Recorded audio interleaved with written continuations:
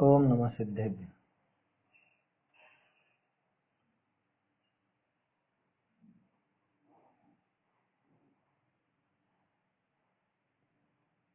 श्री जिन शासन गुरु नमो नाना विधि सुखकार, आत्महित उपदेश ते करें मंगलाचार, करें मंगलाचार। आत्मानुशासन ग्रंथ पर अपनी बात चल रही है। इसमें तप आराधना की प्रेरणा दे रहे हैं आचार्य जी। क्या तप के लिए अपने को प्रेरित कर रहे हैं कि भैया ये जो मनुष्य भाव मिला है, एक तो दुर्लभ है, आसानी से मिलता नहीं है, और ये काम इसी में हो सकता है, इसलिए करना। दूसरा कि ये अशुद्ध है, ये जो मनुष्य पर्याय मिली है, मनुष्य भाव प्राप्त हुआ है, इसमें शुद्धता बिल्कुल भी नहीं है। तो इस अशुद्ध शरीर के पीछे क्यों पागल बनना?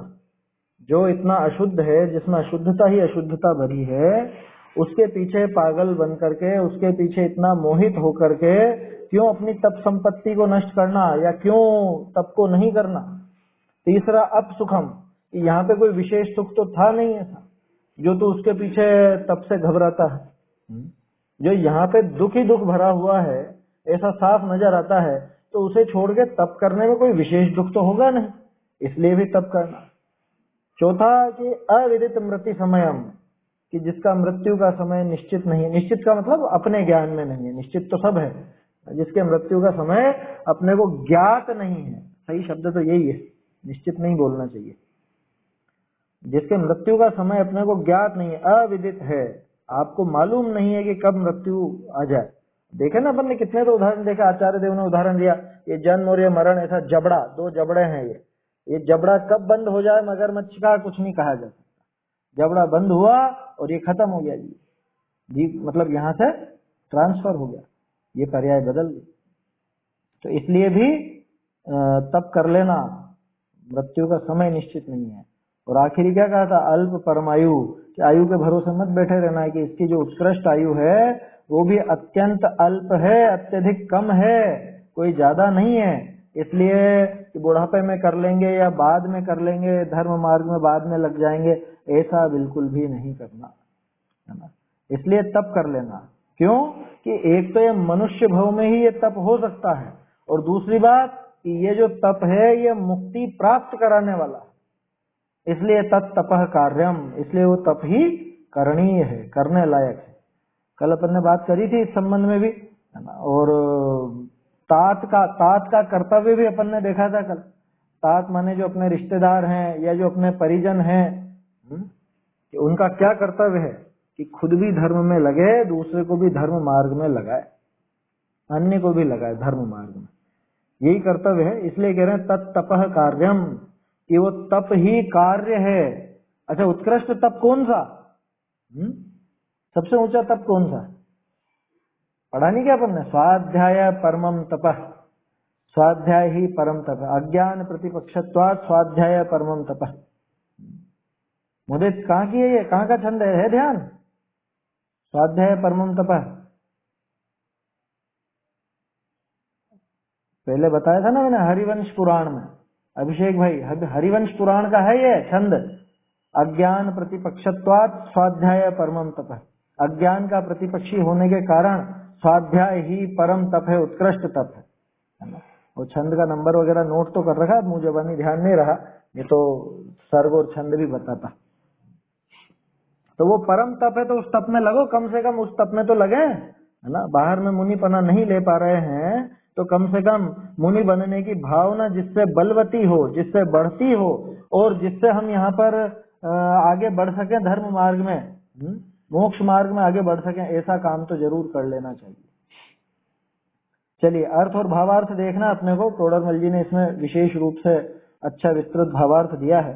अर्थ पढ़ते हैं पहले, छंद बोल लेते हैं पहले, तो छंद नहीं बोला आज अपन ने। यह भव दुर्लभ अशुचि दुखद परमायु, अल्प नहीं जिसका ज्ञान, अज्ञात मरण तप इसमें हो, तप करो मुक्ति का कारण जान।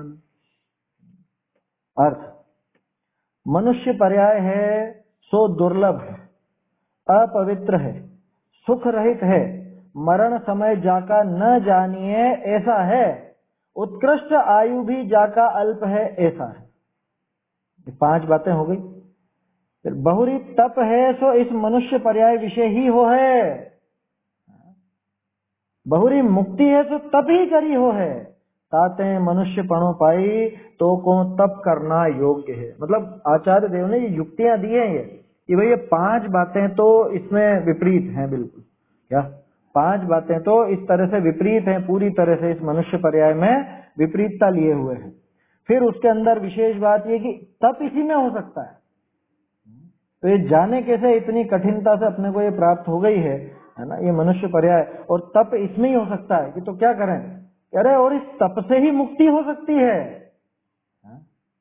तप से ही ये मोक्ष संभव है, तो तप कर लेना चाहिए। समझदार को इशारा काफी होता है, सब तरफ से बांध दिया आचार्य देव ने क्या कि मनुष्य पर्याय है, दुर्लभ है, अपवित्र है, सुख रहित है, मरण समय जिसका पता नहीं चले ऐसी है, उत्कृष्ट आयु भी जिसका अल्प है, उत्कृष्ट आयु भी जिसके बहुत बहुत कम है, और तप किसी और दशा में नहीं हो सकता। देव चाहे वो नहीं कर सकते, तप चाहे सुर राय, कर्म शिखर को वज्र है। पढ़ा ना आपने, नहीं पढ़ा क्या उसमें, 10 लक्षण जी की पूजा में है ना, तप चाहे सुर राय, चाहते तो हैं तो सुर राय, देवों के अधिपति भी जो इंद्र वगैरह वो भी तप करना चाहते, कर थोड़ी ना सकते हैं, चाह के भी नहीं कर सके, उनके वो संयम होता ही नहीं। समझ में आई बात, वो चाह करके भी नहीं कर सकता। नारकी के होने की फुर्सत ही नहीं है बेचारे को, मार खाने से फुर्सत नहीं हुआ तब क्या करेगा। तिर्यंच कि तिर्यंचों के भी तप संभव नहीं है। अरे हम गर्मी में खड़े हुए, वो भी तो तप होता है, तो बेचारे जानवर तो दिन भर गर्मी में खड़े रहते, उनके तप नहीं होगा क्या। देखो इसी से अपने को पता चल जाता है कि बाहरी क्रिया का नाम तप नहीं है, बाहरी क्रिया का नाम धर्म नहीं है। बोलो धूप में खड़ा होना धर्म है या नहीं, सर्दी सहन करना ये धर्म है या नहीं है। अगर वो धर्म हो, अगर वो तप हो, तो तिर्यंच तो सबसे ज्यादा करते हैं, और जानवर तो धूप में भी खड़े रहते हैं, सर्दी में भी वहां पे ठंड सहन करते हैं। ये सारी चीजें होती है कि नहीं होती, ये सब होता है, लेकिन उनके तप नहीं। और मुनिराज, ये मुनिराज वो काम करते हैं और उनका वो धर्म कहलाता है, तप कहलाता है। क्या कारण कि दोनों की एक जैसी क्रिया चल रही है, फिर भी एक के तो आप तप कह रहे हो और एक के तप नहीं कह रहे हो, ऐसा कैसे। क्योंकि तप वास्तव में इच्छा के निरोध का नाम है। तिर्यंच जो सहन कर रहे हैं वो परवशता पूर्वक सहन कर रहे हैं, उसमें उनका बस नहीं चल रहा। अगर बस चलता तो सहन नहीं करते, है ना, इच्छा नहीं मिटी उनकी। और यहाँ मुनिराज की वो इच्छाएं समाप्त हो चुकी हैं, 5 इंद्रिय के विषय भोगों की इच्छा पूरी तरह समाप्त हो चुकी है, इसलिए उनका तो तप कहलाता है, मुनिराज का तो वो तप कहलाता है, और उन तिर्यंचों का वो तप नहीं कहलाता। क्यों? क्योंकि वास्तव में अंदर से है तप का लेना देना, अंदर में वो भाव चल रहे हैं ना, अंदर में वो इच्छा का अभाव हो चुका है, इस वजह से मुनिराज के तप कहलाता है और उन तिर्यंचों के तप नहीं कहलाता। बोलो, न तिर्यंच में है, न देव में है, न नारकी में, किसी में भी ये तप नहीं हो सकता। तप है सो इस मनुष्य पर्याय विषय ही है, इसमें ही हो सकता है, इसी में संभव है। बहुरी मुक्ति है सो तप ही करी हो है। आवाज नहीं आ रही क्या मेरी? आवाज आ रही है ना? अच्छा अच्छा, हाँ, तो क्या पता अभी आज शायद, क्या पता सबके नेटवर्क की कुछ समस्या है, बार बार लेफ्ट हो रहे हैं, बार बार शामिल हो रहे हैं, है ना। अपने अपने चेक कर लीजिएगा नेटवर्क। हाँ हाँ हाँ, चलिए देखते हैं क्या कह रहे हैं। बहुरी मुक्ति है तो तप ही करी हो है, ताते मनुष्य पणो पाई तो को तप करना योग्य है। इसलिए मनुष्य पना पाकर के तप करना योग्य है, उचित है, करना ही चाहिए। आया समझ में? कैसे करें साहब, कैसे करें? अरे इच्छाओं को समाप्त करो, अपने आप होगा। बाहर की क्रिया तो अपने आप होगी, कि बाहर में ये छोड़ दें वो छोड़ दें, कि बाहर में बाद में छूटेगा, पहले अंदर छूटेगा। आया समझ में? पहले अंदर में वो भाव छूटेंगे, उसकी इच्छा छूटेगी, तब जाकर के वो बाहर में अपने आप छूटता हुआ नजर आ जाएगा। समझ में ही बात। तो इसलिए मनुष्यपना पाकर के तो को तप करना योग्य है, तुझे धर्म मार्ग में लगना योग्य है। ये तप है श्रेष्ठ तप। किसको कहा? ध्यान के बिना, मतलब ध्यान को छोड़ करके सबसे ऊंचा तप अगर कोई कहलाता है तो वो स्वाध्याय। पढ़ा ना ये तो अपन ने, एक ध्यान बिना इससे ऊंचा कोई दूसरा तप नहीं है, ऐसा लिखा टोडरमल जी, है ना। ये ध्यान सबसे ऊंचा, और वो ध्यान किसके आधार पे होगा? ऐसे ही हो जाएगा क्या ध्यान कि चलो ध्यान लगाएं, सब बैठ के ध्यान लगाएं? किसका ध्यान लगाओगे? कुछ जाना ही नहीं है, कुछ समझा ही नहीं है, तो ध्यान किसका लगाओगे? आत्मा का ध्यान करो, आत्मा का ध्यान करो। कैसे, कैसा होता है आत्मा? है कैसा होता है आत्मा? आत्मा को जानता ही नहीं है तो आत्मा का ध्यान कैसे करेगा वो? समझ में आई बात। इसलिए जिसका ध्यान करना हो उसे जानने के लिए स्वाध्याय बहुत जरूरी है। इसीलिए स्वाध्याय को सर्वोत्कृष्ट तप कहा है। अज्ञान प्रतिपक्षत्वात् स्वाध्याय परमम तप। और आचार्य देव जो कह रहे हैं कि मनुष्यपना पाकर तुझे तप करना योग्य है, तो वो तप दोनों तरह का करना। कौन सा? वो जो बाहरी नजर आता है वो अपने आप होगा, लेकिन उसके पहले वो अंदर में तप होगा, इच्छा का निरोध होगा। इच्छा का निरोध तब होगा जब उसके गुण दोष पहचान में आए, जब मुझे पता चलेगी कि ये वस्तु मेरे लायक नहीं है, ये वस्तु बिल्कुल बेकार है, इससे मुझे पाप ही बंधता है, इससे विपरीतता ही होती है। जब मुझे ऐसा पता चलेगा तो अपने आप ही उसको छोड़ने का भाव आएगा कि नहीं आएगा? उसकी इच्छा समाप्त होगी या नहीं होगी? हो जाएगी। इच्छा समाप्त हुई, उसी का नाम तप है, इच्छा निरोधक तप है। इसलिए मनुष्यपना पाकर के तुझे तप करना योग्य है। ये अर्थ है, सीधा सीधा भावार्थ देखते हैं। भावार्थ में बहुत सुंदर बात लिखी है। आत्मा का हित मोक्ष है, ताकि प्राप्ति तप बिना नहीं। देखो, आत्मा का हित मोक्ष है। ध्यान से देखिए इस पंक्ति को, कुछ याद आ रहा है? अभिषेक भाई? अरे वो तो बात अलग, जाने दो उसको। तो मोक्ष महाप्रकाशक में स्पष्ट लिखा है ना, आत्मा का हित मोक्ष है। पुरुषार्थ से मोक्ष प्राप्ति के प्रकरण में ये पंक्ति वहां है या नहीं है? आत्मा का हित मोक्ष है। मैंने पहले भी आप लोगों से कहा है कि मोक्ष मार्ग प्रकाशक के बीज आपको जगह जगह बिखरे हुए मिलेंगे। टोडरमल जी जब ये आत्मानुशासन की, गोमठ सार की, त्रिलोक सार की, इनकी टीकाएं कर रहे थे, उस समय से ही उनके दिमाग में एक पूरा समझ लीजिए खाका तैयार होता जा रहा था। किस किस चीज को उनको हाईलाइट करना है, किस चीज को उनको एनलार्ज करना है, किसको उनको विस्तार देना है, बहुत अच्छे से समझाना है, ये सारी चीजें उनके दिमाग में बैठती जा रही थी।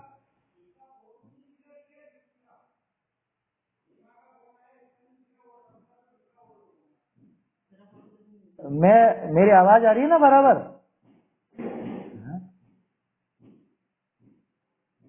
हाँ, ये आज कुछ शायद लोगों के नेटवर्क में समस्या है ना, बार बार वो ज्वाइन हो रहे हैं और बार बार छूट रहे। किसी को मेरी आवाज नहीं आ रही, किसी को मैं दिख नहीं रहा हूँ।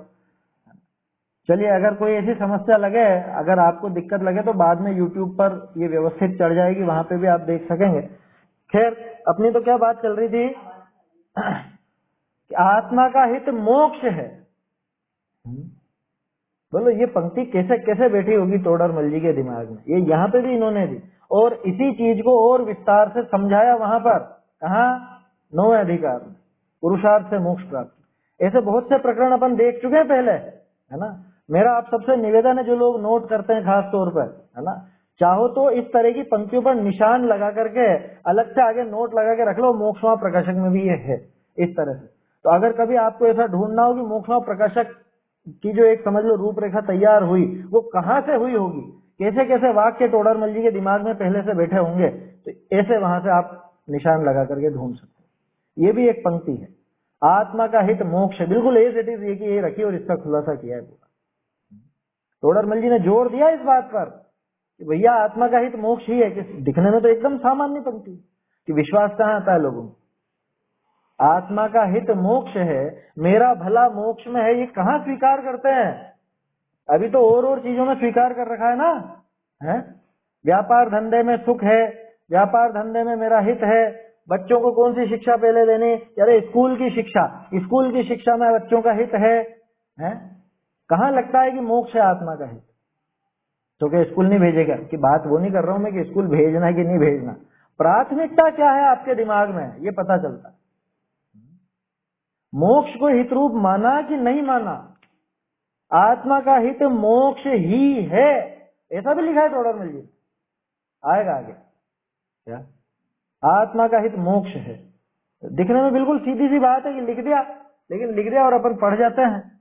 वास्तव में गंभीरता से विचार करें, अपने को हित लगता भी कि नहीं लगता। लोगों के कहने में आकर के, लोक दिखावे में, दूसरे बुरा नहीं मान जाए इसलिए कितने उटपटांग काम कर लेते हैं हम। जानते हैं कि इसमें पाप हो रहा है और फिर भी कर लेते हैं। तो इसका मतलब अभी वो क्या बोलते हैं उसको, लोक दिखावे में आकर के अपन उसी में हित समझते हैं। अरे लोग बाग, थोड़ा लोक व्यवहार नाम की भी कोई बात होती है, कोई चीज होती है, लोक व्यवहार भी कोई चीज होती है। आप सब कुछ छोड़ दोगे तो ऐसे काम नहीं चलेगा। संसार में वो व्यवहार भी निभाना पड़ता है कि तुमने उससे हित मान रखा है क्या, है ना। विशेष पाप की कह रहा हूं मैं तो। जैसे थोड़े दिन पहले अपन ने चर्चा की थी कि भोजन बनाना, रसोई देनी है, तो क्या करना है कि अरे साहब वो लोग भी आएंगे, वो लोग भी आएंगे, उनके लिए तो बनाओ। तो किसमें हित है, हैं? आत्मा का हित मोक्ष है कि आत्मा का हित लोगों को प्रसन्न करने में है, कि आत्मा का हित जग दिखाई में है, हैं? कि आत्मा का हित लोग मुझे भला समझें इसमें है? किसमें है हमारा हित? ये विचार करें वास्तव में किसमें है हित। और इसका पूरा खुलासा करा टोडरमल जी ने। इसको किस तरह से डेवलप करा इस विषय को, ध्यान देना अभिषेक भाई, अंकुर भाई। पहले उन्होंने दिखाया कि संसार में जरा भी हित नहीं है, दूसरा अधिकार। संसार में दुख ही दुख है, तरह तरह के दुख, उन दुखों के कारण भी दिखाए। इस तरह से डेवलप हुआ है मोक्ष मार्ग प्रकाशक। ये चीजें टोडरमल जी के हृदय में गहरी बैठी हुई थी, गहरी बिल्कुल अंदर। क्या उसी चीज को खुलासा कर करके उन्होंने कुछ खास विषय पकड़े। उन्होंने देखा कि वास्तव में जीव दुखी किस कारण से है, उस दुख का इसको पक्का विश्वास दिलाओ कि हाँ तुझे दुख है, और दुख इस वजह से है, और तेरा भला मोक्ष में ही है, ये विश्वास दिलाओ। ये पंक्ति ठेठ 9वें अधिकार में जाकर के लिखी, क्यों? शुरू में क्यों नहीं लिख दी? ये पहले उसको दिखाया कि तू जो कुछ करता है, जो जो परिस्थितियां तेरे साथ हैं, उनमें तुझे अपना आज तक भला लगा क्या कि नहीं लगा? आज तक भला नहीं लगा, तो किसमें है भला? वो सारा का सारा वर्णन करने के बाद फिर 9वें अधिकार में जाकर के कहा कि आत्मा का हित मोक्ष है। ये पंक्ति सीधी सी है, लेकिन ये बीज है, मोक्ष मार्ग प्रकाशक का बीज है ये पंक्ति। इसीलिए तो मोक्ष मार्ग प्रकाशक ग्रंथ का नाम और ग्रंथ का उद्देश्य यही था कि आत्मा का भला जिससे हो सके। आत्मा का भला करने वाला कौन? कौन सी दशा जिसमें आत्मा का भला होता है? कि मोक्ष। क्या आत्मा का हित मोक्ष में ही है, तो मोक्ष का उपाय दिखाया जावे। इसको मोक्ष किस तरह से मिलेगा वो बताया जावे। और फिर उस ग्रंथ का प्रणयन हुआ, उस महान ग्रंथ राज का। समझ में ही बात? तो ये तो एक छोटी सी पंक्ति थी, और ये भावार्थ में थी, ये छंद में नहीं आई थी। देखना इसको, ये भावार्थ में आई है, टोडरमल जी ने लिखी है अलग से। आत्मा का हित मोक्ष है, ताकि प्राप्ति तप बिना नाही, उसकी प्राप्ति तप के बिना नहीं हो सकती। कौन सा तप है? पंचाग्नि तप, कि वो जमीन में गड़ जाए ऐसा, कि पेड़ पे उल्टा लटक जाए वैसा है? कौन सा तप? कि भूखा रहने के बिना नहीं हो सकती, या वो एक टांग पर खड़े होकर के 1 साल तक तपस्या करे, है? किससे किससे मिलेगा ये मोक्ष? ताकि प्राप्ति तप बिना नहीं। कौन सा तप बिना नहीं? भाई मोक्ष मिलता है उसके पहले वीतरागता आती है ना। वीतरागता सर्वज्ञता पहले ही प्राप्त हो जाती है ना। तो वो वीतरागता का मार्ग कैसा होगा कि वो जो राग द्वेष रूप इच्छाएं हैं, वो सारी इच्छाएं टलेंगी, वो सारी इच्छाओं का नाश होगा, और उस इच्छा के निरोध का नाम ही तप है। इच्छा निरोध तप। कह रहे तो बस अंतरंग अंतरंग की बात, अंतरंग नहीं, बहिरंग भी इससे ही बनता है। वो अनशन क्या बिना इच्छा के निरोध हुए बिना अनशन कहला जाएगा क्या? कि खाने की इच्छा तो बहुत है लेकिन फंस गए। बारिश के मौसम में फंस जाते हैं ना बहुत से लोग। मैं फंस गया था एक बार, 2 साल पहले नागपुर गया, नागपुर से आया इंदौर, और फिर इंदौर से यहाँ पे आ रहा था घर पे पाटन, और बीच में पानी पानी भयंकर था। तो रात भर पड़े रहे, पूरा पूरा दिन निकल गया। अगले दिन शाम को पहुंचा है, आया समझ में? इंदौर से पाटन का रास्ता ज्यादा से ज्यादा 5 घंटे का, बसों में अगर करो तो 6 घंटा मान लो। लेकिन शाम को रात को बैठा उज्जैन से, उज्जैन 5 घंटा मान लो ज्यादा से ज्यादा, उज्जैन से बैठा रात को 10 बजे करीब, 10 साढ़े 10 बजे, और अगले दिन शाम को 6 बजे घर पहुंचा, फंस गया बीच में, क्या करोगे? अनशन हुआ कि नहीं हुआ? चलो बढ़िया, आज तो अनशन हो गया, तप हो गया है, हो गया अनशन हो गया। कभी ट्रेन में फंस जाओ, वहां पे भोजन नहीं मिले, भोजन सामग्री खत्म हो जाए, कोई ऐसी जगह फंस जाओ, तो फिर तो तप हो गया ना, कि चलो आज तो अच्छा रहा, बढ़िया, बिना करे ही तप हो गया। ऐसे नहीं होता। इच्छा का निरोध जब तक नहीं हो तब तक वो तप नहीं होता। वो एक भजन है तो सही, आप लोग गाते हो, जो इच्छा का दमन न हो तो चारित्र से शिव गमन नहीं रे। बहुत सारी चीजें उसमें, अन्न त्यागते मोक्ष होए तो भिक्षुक लंघन करत सही है, ऐसे ऐसे बहुत सारे बढ़िया पंक्तियां हैं उसके अंदर। उसमें भी वास्तव में यही दिखाया उस भजन में कि भैया बाहरी आचरण से कुछ होता नहीं है, बाहरी आचरण वास्तव में परद्रव्य की क्रिया है, शरीर की क्रिया है, उससे क्या होगा? थोड़े दिन पहले बात करी थी ना अपन ने, 2-3 दिन पहले, कि ये चारित्र के बारे में करी थी बात। चारित्र किसका गुण है? ये चारित्र जीव का गुण है ना। तो चारित्र कहाँ होगा? कि जीव की पर्याय में होगा, ये बाहर शरीर में कैसे हो जाएगा? ऐसे ही मोक्ष पे लगाना, मोक्ष किसकी पर्याय है? शरीर की कि आत्मा की? तो शरीर की क्रिया से होगा कि आत्मा की क्रिया से होगा, ये समझ लेना वहां पे। तो यहाँ जो तप की बात चल रही है, ताकि प्राप्ति तप बिना नहीं, उस मोक्ष की प्राप्ति तप के बिना नहीं हो सकती। तो कौन से तप के बिना नहीं हो सकती? कि जो वास्तविक तप है, निश्चय से जिसे तप कहते हैं, या जिसको आप अंतरंग तप कहते हो, उसके बिना वो मोक्ष की प्राप्ति नहीं हो सकती। तप की जो परिभाषा दी है, इच्छा निरोध तप, उस इच्छा के निरोध के बिना वो मोक्ष की प्राप्ति नहीं हो सकती, ऐसा आशय समझना है। जाते हैं, सम्यक दर्शन ज्ञान चारित्र पूर्वक तप आराधना को आराधे तो साक्षात मोक्ष मार्गी होई। क्या? सम्यक दर्शन ज्ञान चारित्र पूर्वक तप आराधना को आराधे तो साक्षात मोक्ष मार्गी होता है। ये कारण दिया, जाते माने क्योंकि, है ना। ढूंढारी में जाते शब्द आता है ना, तो जाते माने क्योंकि। तो पीछे ऊपर लिखा था ना, इसकी मोक्ष की प्राप्ति तप के बिना नहीं। क्यों? क्योंकि सम्यक दर्शन ज्ञान चारित्र पूर्वक, जब तप आराधना को आराधता माने जब तप में लगता है तो साक्षात मोक्ष मार्गी हो जाता है। इसलिए हमने कहा कि तप के बिना मोक्ष की प्राप्ति नहीं होती, उस तप के बिना। और विशेष बात, बहुरी तप है तो मनुष्य पर्याय विषय ही हो है, तो अन्यत्र भी कया है। क्या? ये तप मनुष्य पर्याय में ही संभव है, अन्य जगह नहीं है। ये तो थोड़ी देर पहले बात कर ही रही है अपन ने। देव चाहते हैं, तप चाहे सुर राय, लेकिन फिर भी कर नहीं सकते। नारकियों को फुर्सत नहीं है तप की, फुर्सत नहीं है माना, अरे विचारों को मौका ही नहीं है ना, जरा भी विचार करने का ही मौका नहीं है, तप कहां से करें? मार खाने से ही फुर्सत नहीं है वहां से, कहां से तप करेंगे? और तिर्यंच, ये तिर्यंचों को भी तप नहीं हो सकता, ले देकर के एक मनुष्य बचता है। अन्यत्र भी कया है, उत्तम से, बहुत बढ़िया ये गाथा आ रही है यहाँ पर। अभिषेक भाई, अंकुर भाई, ये गाथा कहाँ की है? अगर ध्यान हो तो बताना। क्या? मुझे ध्यान नहीं है। देव विषय पसत्ता अणेरय्या तीव्र दुख संतत्ता तिरिया विवेय वेला मनुयाणम धम्म संपत्ति। बिल्कुल सरल है, अगर गौर से देखेंगे तो समझ में आ जाएगा। देव विषय पसत्ता, कि देव जो हैं वो देव गति के देव तो विषयों में प्रसक्त है ना। विषयों में प्रसक्त माने उन्हीं में लगे हुए हैं, उसी में लीन है। क्या? अणेरैया, अणेरैया माने नार की जीव तीव्र दुख संतप्ता, वो तीव्र दुख से संतप्त है, वो प्रसक्त है, ये संतप्त है ना। देव तो विषय भोगों में प्रसक्त है, आसक्त है, उसमें लगे हुए हैं, और ये तीव्र दुखों से संतप्त है। तिर्यंच कि तिरिया विवेय वीला, जो तिर्यंच है वो विवेक से विकल है। क्या मतलब? कि उनमें इतनी बुद्धि नहीं है विचारों में, तिर्यंचों में इतनी बुद्धि नहीं, समझने की इतनी ताकत नहीं है।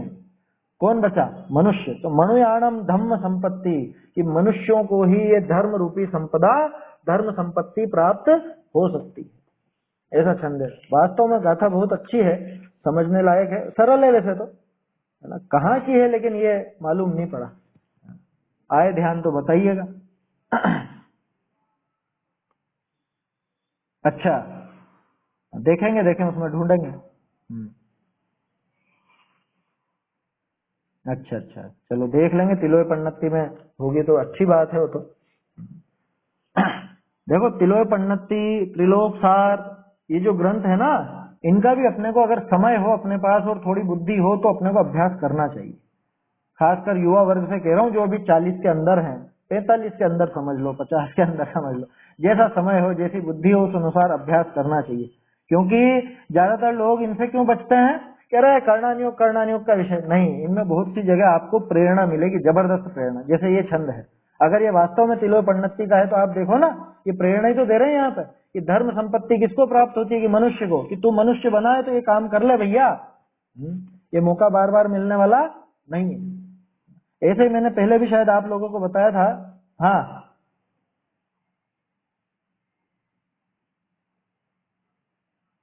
अच्छा, हाँ, अच्छा अच्छा। देखो अंकुर भाई ने अभ्यास करा है उसका, तिलोय पन्नती का 9वां अधिकार है ना। हाँ, 9वां अधिकार। अब देखो ऐसी चीजें मिलती है, मैंने तो ये बात इसलिए की, थोड़े दिन पहले भी मैंने कहा था, त्रिलोक सार पे जो टोडरमल जी की टीका है ना, उस टीका का प्रारंभ देखोगे ना तो मतलब ऐसा ऐसे गदगद हो जाओगे बिल्कुल देख कर। 3 पेज की उन्होंने प्रस्तावना लिखी, जैसे सम्यक ज्ञान चंद्रिका के पहले पीठिका है ना, उस पीठिका में स्वाध्याय की प्रेरणा दी, और सब बताया, कर्णानियोग का पक्षपाती, द्रव्यानियोग का, चरणानियोग का, वो सब पक्षपातियों का निराकरण किया, है ना, काम भोग का पक्षपाती का निराकरण करना, वो बहुत सरल विषय और समझने लायक है। ठीक वैसे ही त्रिलोक सार के शुरू के 3 पेज बहुत बढ़िया लिखे उन्होंने। जैसे टोडरमल जी के आपको वो पद्य में, रचनाओं में मिलेगा क्या, कि ये कैसे कैसे ये रचना हुई, कि इसमें कौन है कर्ता, कौन इसका कर्ता नहीं इस ग्रंथ का, तो वो सारा उन्होंने समझाया उसके अंदर। अमृत चंद्राचार्य ने जैसे लिखा ना कि मेरा इसमें कुछ भी कर्तव्य नहीं है, ये अक्षर इस रूप परिणम गए और मेरे तो सिर्फ वो भाव हुए थे और ये ग्रंथ अपने आप बन गया। अमृत चंद्राचार्य ने शॉर्ट में लिखा, टोडरमल जी ने उसी का विस्तार किया, एक एक चीज का, क्या कि ये ग्रंथ कैसे बना, कि इधर तो मेरे भाव हुए, मेरे राग द्वेष आदि भाव हुए, और इधर ये यहाँ पे कागज भी मिला, कागज रूप पुद्गल मिला, और उधर से वो स्याही मिली, कलम मिली, ये सब निमित्त रूप से यहाँ उपस्थित हुए, तब जाकर के ग्रंथ की रचना होती है। और फिर प्रश्न उठाया कि आत्मा तो ग्रंथ का कर्ता होता ही नहीं है, आत्मा के तो ग्रंथ का कर्तव्य ही नहीं है, तो इस ग्रंथ का निर्माण करने वाला कौन। ऐसा प्रश्न करके अध्यात्म की बारीकियां उसके अंदर आपको मिल जाएंगी। इसलिए मैंने कहा कि अगर समय हो और इतनी बुद्धि हो तो अवश्य उनका भी अभ्यास करना चाहिए। टोडरमल जी तो हर चीज निकालेंगे वहां से, और मैंने कहा ना कि पहले जो टीकाएं लिखी है उन सभी को डेवलप करके मोक्षमा प्रकाशक बना है, उन सबका सार लेकर के या उनमें से खास खास विषय लेकर के टोडरमल जी ने मोक्षमा प्रकाशक की रचना की है। तो वो देखना चाहिए अपने को, त्रिलोक सार के शुरू के 3 पेज, टोडरमल जी की टीका बोल रहा हूँ, है ना, वो ग्रंथ आप पढ़ने लगो तो वो गाथा, और वो नहीं, गाथाओं के पहले ही, और बाद में भी होगा जरूर, मैंने पूरा देखा नहीं, शुरू शुरू का देखा था थोड़ा। देखो ऐसी विडंबना है, मेरे को ये विकल्प आया था पिछले वर्ष, जब टोडरमल जी का ये 300वां वर्ष मना रहे थे, अनुमानित 300वां वर्ष। मैंने कहा भी सही, कुछ लोगों से भी कहा, विद्वानों से भी कहा कि भाई हम टोडरमल स्मारक कहलाते हैं, हम टोडरमल जी के अनुयायी कहलाते हैं, है ना, मुमुक्षु कहलाते हैं, और अपनी संस्था से टोडरमल जी के सभी ग्रंथ प्रकाशित ना हो, ये कैसी विचित्र बात है। सारे ग्रंथ हमारे यहाँ उपलब्ध नहीं हो, कैसी विचित्र बात है। अंकुर भाई पता है, त्रिलोक सार की टीका आखिरी बार छपी थी सन 1918 में, 1918, आज हो गए पूरे 103 साल, उसके बाद छपी नहीं। टोडरमल जी की जो टीका है त्रिलोक सार के ऊपर, ये अपना दायित्व तो बनता है, अपन लोगों के ऊपर ये जिम्मेदारी बनती है, अगर अपन टोडरमल जी के अनुयायी, कम से कम उनके सारे ग्रंथ तो प्रकाश में आवे। आत्मानुशासन प्रकाशित हो चुके हैं, पुरुषार्थ सिद्धि उपाय पे टीका प्रकाशित हो चुकी है, मोक्ष प्रकाशक प्रकाशित हो चुके हैं, ये 3 ग्रंथ मात्र उनके चलते हैं। गोमठ सार की जो टीका है अपनी सम्यक ज्ञान चंद्रिका, लब्धिसार क्षपणासार गोमठ सार की, ये भी चलती है, बहुत कम लोग उसके अभ्यास करते हैं, तो करते तो है लेकिन उपलब्ध तो है ना, उसकी हिंदी भी आज उपलब्ध हो चुकी है, लेकिन त्रिलोक सार के बारे में कुछ अता पता ही नहीं। मैंने चिट्ठी भी लिखी, उन्होंने कहा आप ईमेल कर दो, वो वहां तक भेज दो, वो सब भी भेजा, लेकिन क्या पता, आप देखो होगा भवितव्य में तो वो काम भी होगा। भविष्य में होना होगा तो। लेकिन मुझे तो ऐसा विकल्प आता है कि टोडरमल जी की एक भी पंक्ति अप्रकाशित रह जाए तो अपन लोगों का दुर्भाग्य है। एक भी पंक्ति उन्होंने कुछ भी लिखा और वो अप्रकाशित रह जाए तो ये समझना अपने भाग्य की हीनता है। इसलिए मौका बने, किसी को विकल्प हो, है ना, मेरा तो विचार था ही सही, ढूंढारी तो मैं पढ़ सकता हूँ, लेकिन अकेले जाने का काम नहीं है वो, उसमें सहयोगी चाहिए। तो अगर कोई उसमें विचार रखता हो तो वो आगे चला सकते हैं। आज विकल्प आ गया तो बोल दिया मैंने, परसों पिछले साल से मुझे ये विकल्प चलता था। विद्वानों को भी बोला, अपने स्मारक में भी बोला, लेकिन अब ठीक है, सबकी अपनी अपनी योजनाएं, अपने अपना दृष्टिकोण होता है, उसमें कौन फोर्स तो कर नहीं सकता है। लेकिन अगर अपन टोडरमल जी के अनुयायी हैं तो इस ओर ध्यान देना चाहिए, उसको अभ्यास में लाना चाहिए उसको। अरे जैसे अभी अपनी जो दिन में चलती है, 5वां अधिकार भले अपन ने पूरा नहीं लिया, लेकिन जो बात अपने काम की वो तो पूरी की पूरी ली ना अपन ने। तो ठीक उसी तरह से त्रिलोक सार में जहां आपको लगता है संख्या आ रही है, तो वो विषय छोड़ के बाकी जो अध्यात्म या और बातें हैं उसका अभ्यास तो बढ़ा सकते हैं अपन। उन चीजों को तो हाईलाइट करके सामने ला सकते हैं। जैसा अभी मैंने आप लोगों से कहा कि वो प्रस्तावना आप देखो, उसमें जो 3 पेज में शुरू में दी है वो जरूर पढ़ो, मजा आएगा उसमें। ढूंढारी में ही उपलब्ध है, अभी तो हिंदी हुई नहीं है शायद उसकी। कोई और देखने में आया क्या प्रकाशन जो मैं बोल रहा हूँ उसके बाद त्रिलोक सार की टीका का? अंकुर भाई, अभिषेक भाई, देखा क्या? सन 1918 में बंबई से छपी थी, उसके बाद का कोई प्रकाशन मेरी तो निगाह में नहीं आया। मैंने खूब जगह तलाश की, मेरे देखने में नहीं आया। अच्छा, और गजब की बात, त्रिलोक सार की जो टीका वो बहुत बड़ी नहीं है। हमको लगता है त्रिलोक सार बहुत बड़ा ग्रंथ है तो बहुत बड़ी टीका लिखी होगी सम्यक ज्ञान चंद्रिका जैसी, वैसी नहीं है। सम्यक ज्ञान चंद्रिका में जो आखिर में लब्धि सार, क्षपणा सार आदि है ना, उनके बराबर समझ लो। वो भी 13-14 हजार श्लोक प्रमाण है, और ये त्रिलोक सार भी 13-14 हजार श्लोक प्रमाण है, ऐसा समझ। बहुत बड़ी नहीं है, पढ़ना चाहें तो पढ़ सकते हैं, उपलब्ध है। सम्यक ज्ञान चंद्रिका में गोमट सार जीव कांड, गोमट सार कर्म कांड, लब्धि सार, क्षपणा सार, इनकी तो टीका है। और इन्हीं पे दोनों पे अलग अलग, गोमट सार के लिए अलग अर्थ संदृष्टि और लब्धि सार क्षपणा सार के लिए अलग अर्थ संदृष्टि बनी। अर्थ संदृष्टि माने उनके नोट्स, उनको समझने के लिए, उस ग्रंथ को समझने के लिए उनके विशेष नोट्स हैं। उन्होंने चिन्ह बनाए अलग अलग, जैसे वो क्या बोलते हैं अपन, ज्योमेट्री और क्या होती है, उसके अंदर तरह तरह के चिन्ह होते हैं ना, अलग अलग निशान होते हैं, अल्फा बीटा वगैरह और उस तरह के। वैसे टोडरमल जी ने उस गणित को समझने के लिए अलग से वो चिन्ह वगैरह वो बनाए हैं, वो कहलाती है संदृष्टि। उनके फॉर्मूला है तरह तरह के। एक जगह तो मैं देख करके चौंक गया, हम लेख पढ़ रहे थे टोडरमल जी के गणित के, तो गजब, मतलब अब कैसे बताऊं, देखो जैसे बच्चों के जो आती है HCF LCM वगैरह निकालते हैं, ये तो फिर मामूली चीज है, इसमें भी और बारीकी से टोडरमल जी ने अलग ही विधियां दे रखी हैं। वो गणित में अगर अपन प्रयोग में लाए, वो बच्चों को सिखाएं तो बहुत फास्ट हो जाए उनका कैलकुलेशन, बहुत तेजी से कर सकते हैं अगर वो चीज सीखें तो। अच्छे से समझाया उन्होंने। खैर पारगामी विद्वान थे टोडरमल जी, हल्के फुल्के नहीं थे। आज जो अपनी मैथ्स में बच्चों की किताबें देखते हैं अपन, वैसे फॉर्मूले उन्होंने बना रखे हैं इस तरह, तो आप देखोगे तो आपको पता चलेगा, है ना।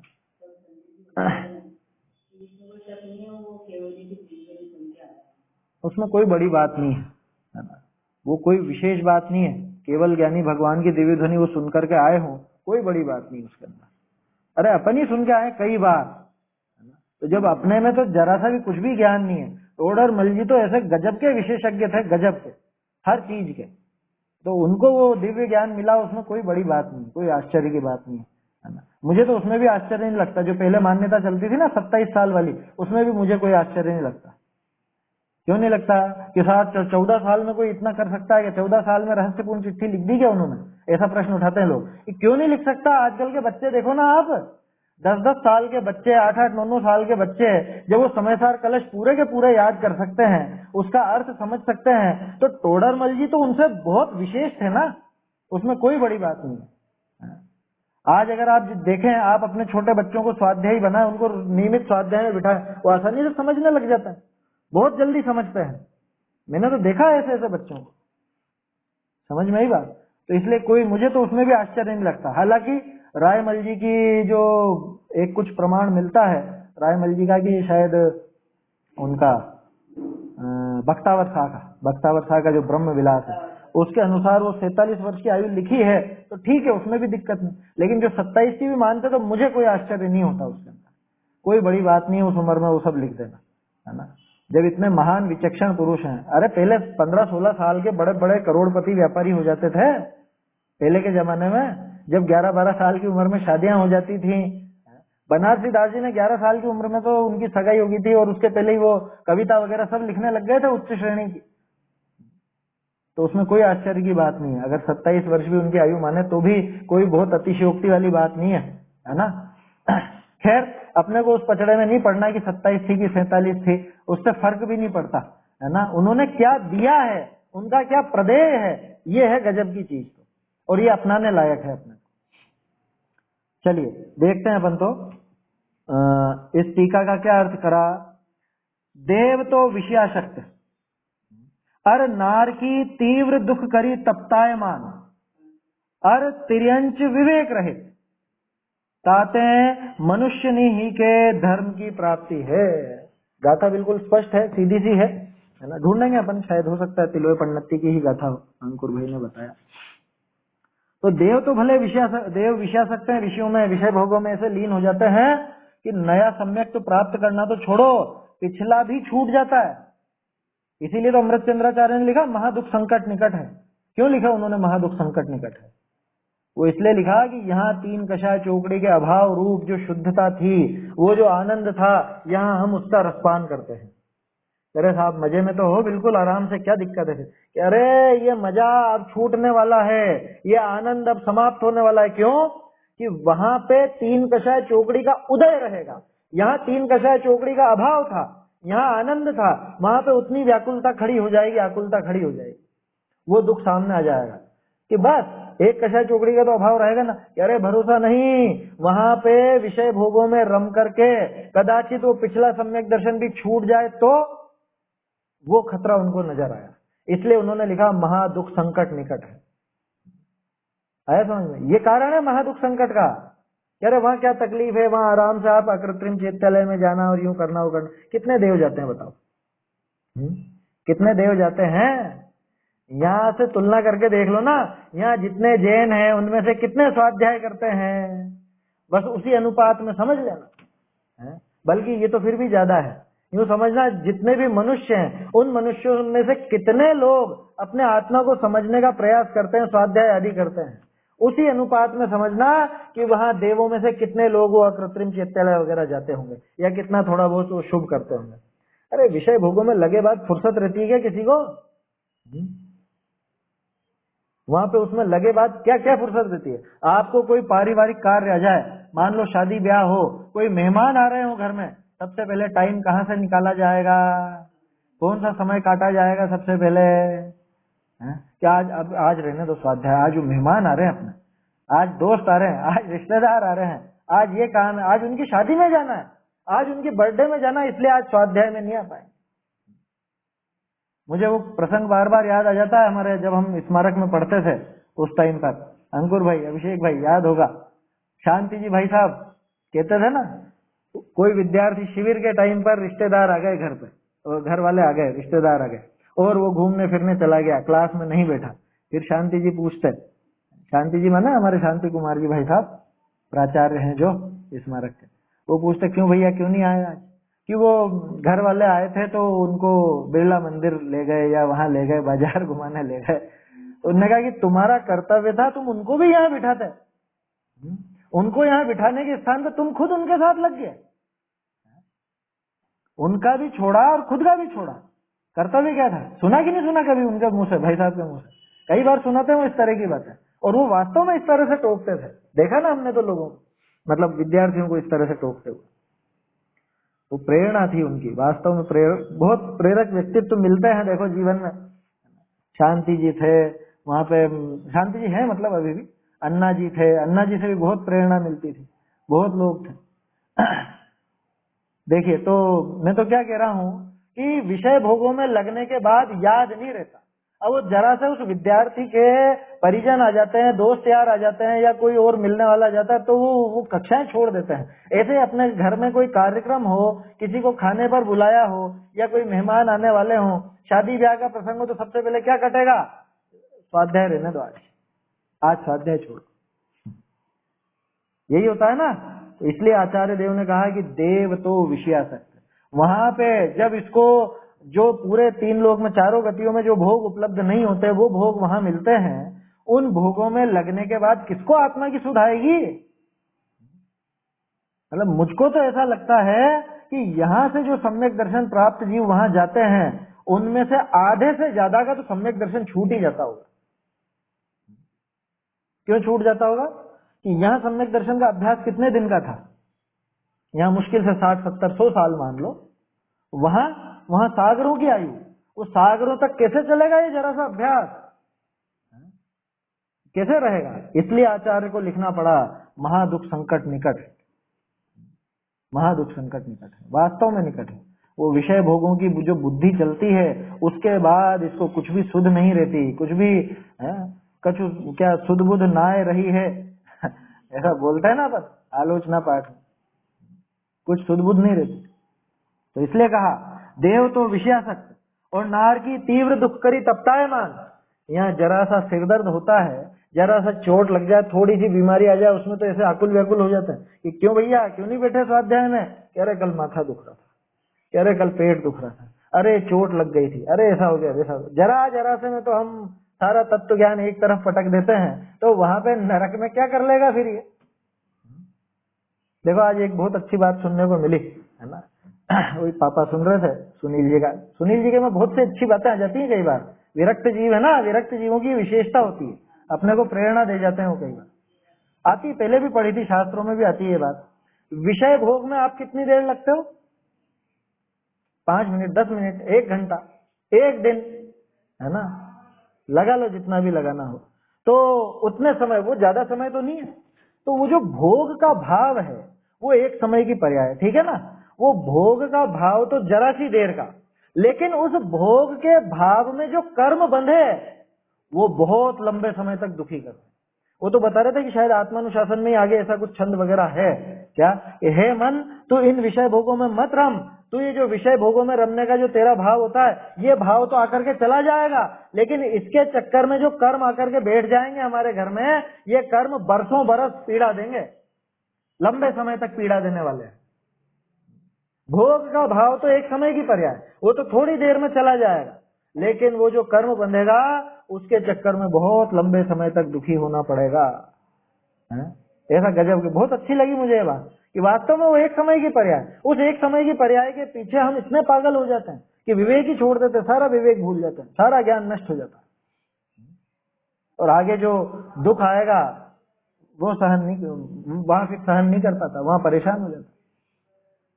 तो नार की तीव्र दुख करी तपतायमान, ऐसे जीव को जाकर के संबोधो। कह रहे अभी रहने दे, अभी यहाँ पे डंडे पड़ रहे हैं मेरे माथे पर और तू मुझे धर्म की बात सुना रहा है वहां ये जवाब आएगा उसका। इसलिए नार की तो तीव्र दुख से तपतायमान। और तिर्यंश, तिर्यंशों को बेचारों को विवेक ही नहीं।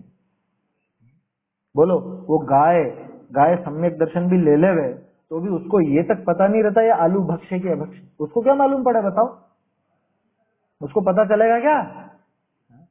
भाई जो हिलता जीव है, हिलता डुलता हुआ जीव है, उसको तो जीव समझ ले, जैसे शेर समझ जाता है, शेर का भोजन ही वो प्राणी जो है घूमते हुए इधर उधर, तो वो समझ जाता है कि ये भी मेरी तरह जीव है। अब आलू में जीव है ये कैसे पता चलेगा? उसको नहीं पता चलेगा। समझ में ही बात। अभी दूसरी तरफ नहीं ले जा रहे हैं अपन अपनी चर्चा को, वो कभी और बाद में बात चलेगी तब देखेंगे। अभी तो ये समझना कि तिर्यंच विवेक रहित, तिर्यंचों को विवेक कहाँ रहता है, उनको कैसे पता चले सारी बातें? वो नए चक्र में समझते हैं क्या? नए समझ सकेंगे वो? कि अनुमान का तो प्रयोग खैर कर लेते हैं, अनुमान वाला तो हो जाता है प्रयोग, परिभाषाएं भले नहीं आती हो लेकिन अनुमान प्रयोग तो हो जाता है, प्रत्यय विज्ञान का भी हो जाता है, वो सब हो जाता है। आगम से जो हम समझ पाते हैं, जितनी बुद्धि हमें समझने की, वैसा कहाँ है उनको विवेक? ताते मनुष्य ही के धर्म की प्राप्ति है, मनुष्य ही धर्म की प्राप्ति कर सकता है। बहुरी मनुष्य पर्याय बारंबार होई तो पाया पर्याय विषय तप न किया तो आगे करे। भाई अगर बार बार मिल जाती ना, मनुष्य पर्याय बार बार हो जाती, फ्रीक्वेंसी बहुत ज्यादा होती कि अरे मनुष्य पर्याय तो आए दिन मिल जाती, किसी को भी मिल जाती, ऐसा है क्या?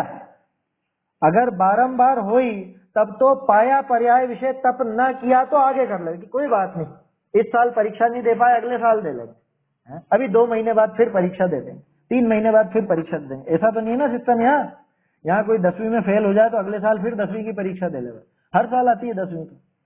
ये मनुष्य पर्याय तो हर बार मिलने वाली नहीं है ना। लेकिन टोडरमल जी यही समझा रहे हैं कि मनुष्य पर्याय अगर बारंबार बार बार हो जावे तब तो पाया पर्याय विषय यानी इस वर्तमान पर्याय में प्राप्त पर्याय में तप न किया तो आगे कर ले। सो अनंत काल भय भी मनुष्य पर्याय पावना दुर्लभ है। हो किस होश में? क्या? वही तो बात है ये। सो अनंत काल भय भी मनुष्य पर्याय पावना दुर्लभ है। अनंत काल में जाने कैसे वो जीव छिटक करके यहाँ आता, जैसे वो भड़बूजे के उसमें क्या बोलते हैं भाड़ में से कोई चना छिटक करके निकले, ऐसा निकलना तो उसका बताया है। किसका? स्थावर से निकलना, एकेंद्रीय पर्याय से निकल, निगोद से निकलना। मैं तो उसके लिए दूसरा उदाहरण देता हूँ कि सुई डालो अरब सागर में, सुई आप कपड़े सिलते हो ना जिससे, वो सुई, और धागा डालो बंगाल की खाड़ी में। अब वो धागा बहता बहता जब उस सुई के छेद में से निकल जाए, वैसा समझना यहां से निकल, क्यों असंभव है क्या? ये असंभव तो नहीं है, असंभव तो नहीं है। हो सकता वो कोई धारा में बहता बहता पहुंच जाए, पहुंच भी सकता है, लेकिन असंभव जैसा ही है, बिल्कुल असंभव जैसा है। ऐसी है मनुष्य पर्याय की प्राप्ति, इसलिए बिगाड़ना उचित नहीं है इसको। आया समझ में? भैया बार बार प्राप्त हो सकता होता तब तो फिर भी कोई बात नहीं, चलो इस भाव में तप नहीं किया, अगले भाव में देख लेंगे। कि अगला भाव मिलने कब वाला है ये मनुष्य का? कि वो जब वो धागा निकल जाएगा ना उस सुई में से, बंगाल की खाड़ी का धागा और अरब सागर की सुई में से निकल जाए, तब मिलेगा फिर, ये सोच लेना। अभी जो चूके तो चूक जाओगे बुरी तरह से। ऐसा मनुष्य पर्याय पाना दुर्लभ है। बहुरी देववत यहाँ सुख होई तो सुख को छाड़ी तप करना कठिन हुई। तो यहाँ शारीरिक मानसिक दुख ही की मुख्यता है, दुख को छोड़ी तप करने विषय खेद कहा। देखो ये दूसरे विशेषण पे बात कर रहे हैं टोडरमल जी। अरे इसको देवों जैसे सुख होते हैं ना, तब तो फिर भी ये बहाना लगाता, अरे कौन यहाँ से निकले शांति से, कौन यहाँ से, अभी आराम से बैठे हुए हैं, विषय भोग चल रहा, थोड़ी देर बाद करेंगे। देवों का बहाना तो समझ में आता है, उनको तो पूरे 3 लोक के सर्वोत्कृष्ट वो विषय भोग मिल गए हैं, तो वो तो गाफिल हो गया। इसको क्या मिल गया ऐसा जो ये गाफिल हो रहा? क्या मिल गया हमको ऐसा? देवों के मुकाबले क्या सुख मिल गया हमको? या मनुष्य में क्या सारी अनुकूलता मिली है? नहीं मिली। यहाँ पे आप देखो तो शारीरिक मानसिक आर्थिक सामाजिक पारिवारिक और पता नहीं जाने क्या क्या तरह तरह के दुख। अरे नेटवर्क का ही दुख है और कुछ नहीं। क्या नहीं हो जाता है क्या? कि धर्म साधने बैठे हैं, स्वाध्याय करने बैठे हैं, तो नेटवर्क ही दुख दे देता है हमको, पता नहीं कैसी कैसी परेशानी आ जाती है। तो इतने दुख होने पे अगर यहाँ तप करे तो इसने क्या छोड़ा है ऐसा? वो देव तो चलो फिर भी समझ में आता है कि इतने विषय भोग छोड़ करके और ये तप कर रहा है तो बड़ी बात है। इसको कौन से ऐसे विषय भोग मिल गए थे? कौन सी ऐसी विशेष पुण्य का उदय था? कल भी तो बात की थी अपन ने, पंचम काल में पूरी तरह से पुण्य का उदय वाले जीव पैदा नहीं होते हैं, उनके किसी न किसी रूप में पाप का उदय प्रतिकूलता चलती ही है, किसी न किसी रूप में चलती है। पूरी तरह से पुण्य का उदय नहीं होता है यहाँ पंचम काल। आया समझ में? तो दुख को छोड़ के तप करने में क्या दिक्कत है? दुखी तो मिल रहा है यहाँ पे। अगर तू तप में थोड़ा सा दुख समझता है तो अभी भी तो दुखी भोग रहा है। इस दुख को छोड़ करके अगर तू वो तप वाला दुख सह ले तो उसमें क्या बड़ी बात है? ऐसा है। बहुरी जो मनुष्य का सुंदर शरीर होई तो ताके बिगाड़ने का भय। देखो बढ़िया है ये बातें, है ना? जल्दबाजी में क्यों लें, क्यों खत्म करें इसको जल्दबाजी में? कल ही देखेंगे, अभी समय हो गया है ना? मैं सोच रहा हूँ ये पूरा करने की सोच रहा था, लेकिन जल्दबाजी में लेना पड़ेगा। एक एक तर्क पे मतलब एक एक पॉइंट जो था उस छंद में, टोडरमल जी ने यहाँ पे एक एक पॉइंट पर ये विस्तार से तर्क रखे कि भाई तू तप क्यों नहीं करता। तेरे तप में समस्या तब समझी जाती कि जब तू यूं कहता कि अरे कर लेंगे, अभी नहीं करा बाद में कर लेंगे, बार बार मनुष्य भाव प्राप्त होता तो बार बार मिलने वाला नहीं। तो अगर कोई बहुत जरूरी बहुत ऐसे ऊंचे देवों के सुख छोड़ करके तप में लगता होता तो चलो फिर भी एक बात थी, तो ऐसे तो कोई सुख यहाँ प्राप्त नहीं। यहाँ पे भी तो दुखी है, तो एक दुख को छोड़कर अगर तप में दुख कहता भी है तो इस दुख को, विषय भोगों वाले दुख को छोड़कर तो तप का दुख धारण भी कर ले तो कोई बहुत बड़ी बात नहीं है, कर लेना चाहिए। आगे और बात आ रही है ना, कि सुंदर शरीर है, अरे सुंदर शरीर बिगड़ जाता है तप में, है? तो सुंदर है कहाँ ये कहेंगे वो। 3 बिंदु और हैं इसके अंदर, वो अपन कल ही देखेंगे, है ना। जल्दबाजी में लेने में कोई सार नहीं है ना, अपने को तो स्वाध्याय करनी है, कोई पूरा नहीं करना है कोर्स कि जल्दबाजी में अपन आगे आगे बढ़ जाए। चलिए छंद बोल लेते हैं एक बार, कल करेंगे चर्चा।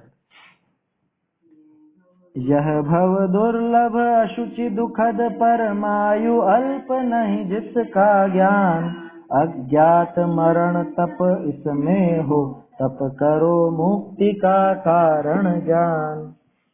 चैतन्य का स्मरण प्रतिक्षण ही करो रे, भव के अनंत दुख को क्षण में हरो रे।